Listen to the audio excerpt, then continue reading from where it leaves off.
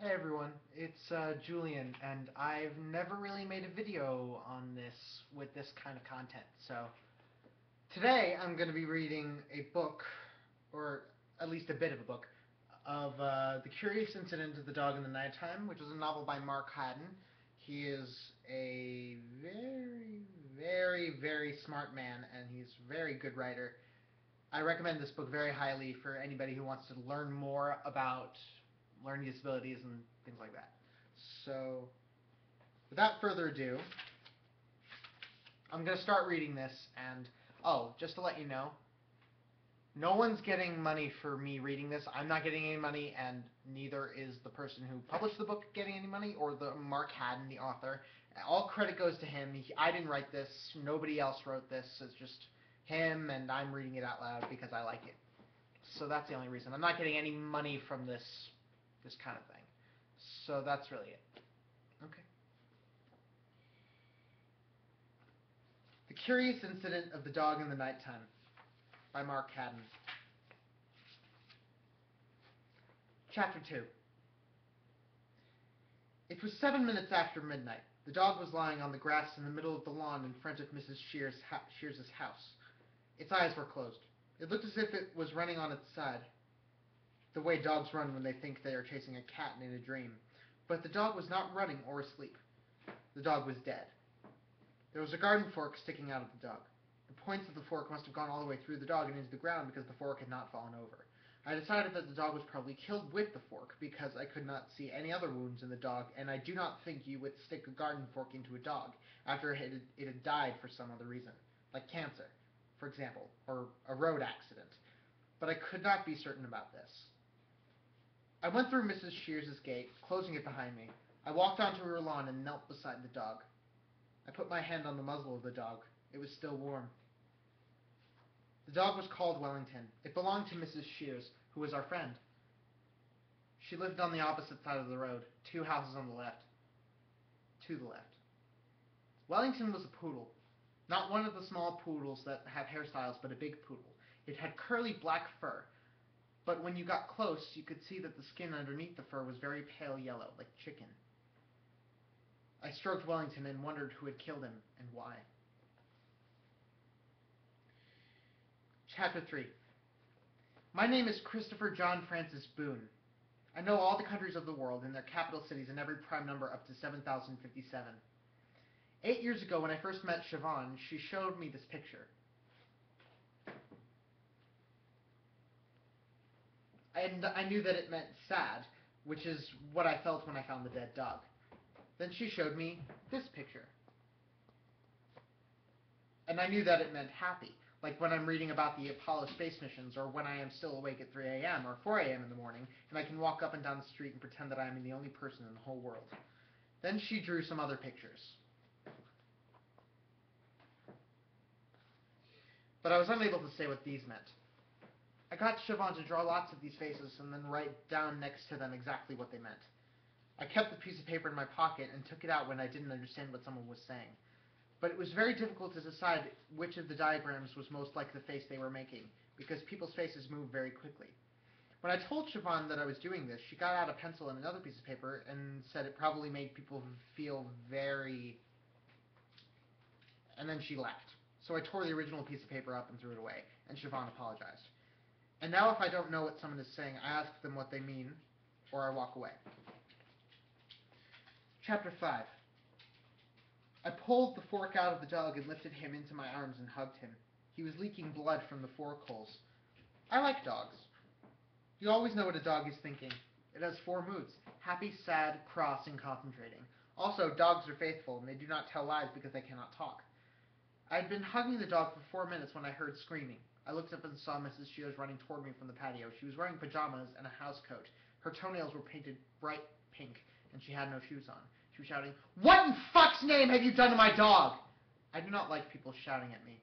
It makes me scared that they are going to hit me or touch me, and I do not know what is going to happen. "Let go of the dog!" she shouted. "Let go of the fucking dog, for Christ's sake!" I put the dog down on the lawn and moved back 2 meters. She bent down. I thought she was going to pick the dog up herself, but she didn't. Perhaps she noticed how much blood there was and didn't want to get dirty. Instead, she started screaming again. I put my hands over my ears and closed my eyes and rolled forward till I was hunched up with my forehead pressed onto the grass. The grass was wet and cold. It was nice. Chapter 7. This is a murder mystery novel. Siobhan said that I should write something I would want to read myself. Mostly I read books about science and maths. I do not like proper novels. In proper novels, people say things like, I am veined with iron, with silver, and with streaks of common mud. I cannot contract into the firm fist with those clench who do not depend on stimulus. I found this in a book when Mother took me into the library in town in 1996. What does this mean? I do not know, nor does Father, nor does Siobhan or Mr. Jevons. I have asked them. Siobhan has long blonde hair and wears glasses which are made of green plastic, and Mr. Jevons smells of soap and wears brown shoes that have approximately 60 tiny circular holes in each of them. But I do like murder mystery novels, so I am writing a murder mystery novel. In a murder mystery novel, someone has to work out who the murderer is and then catch them. It is a puzzle. If it is a good puzzle, you can sometimes work out the answer before the end of the book. Siobhan said that the book should begin with something to grab people's attention. That is why I started with the dog. I also started with the dog because it happened to me, and I find it hard to imagine things which did not happen to me. Siobhan read the first page and said that it was different. She put this word into inverted commas by making the wiggly quotation sign with her first and second fingers. She said that it was usually people who were killed in murder mystery novels.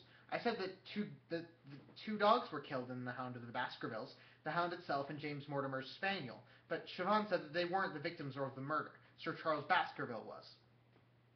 She said that this was because readers cared more about people than dogs, so if a person was killed in a book, readers would want to carry on reading.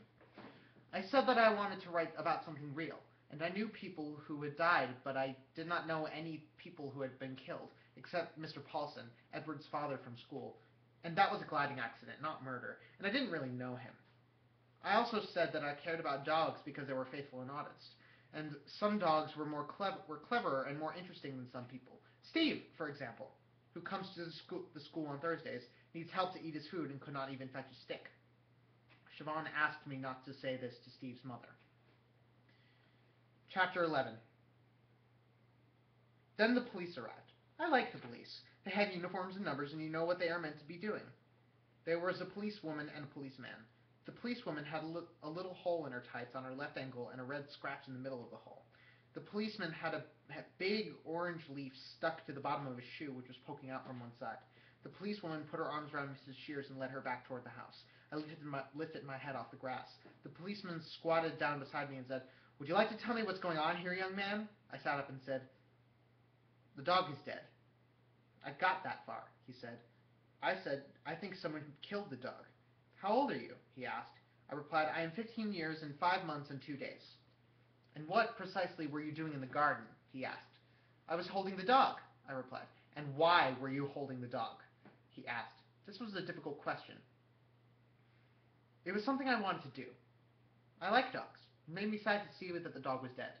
I like policemen too, and I wanted to answer the question properly, but the policeman did not give me enough time to work out the correct answer.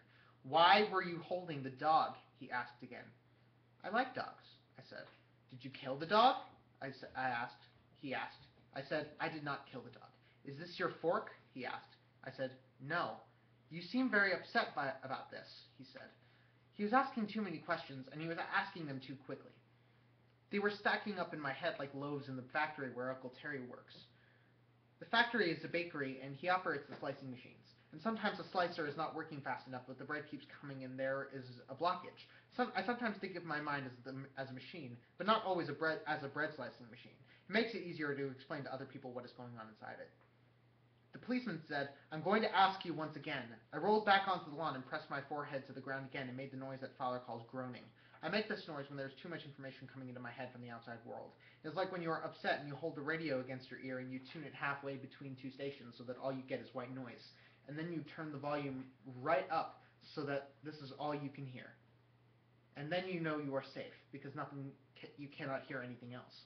The policeman took hold of my arm and lifted me onto my feet.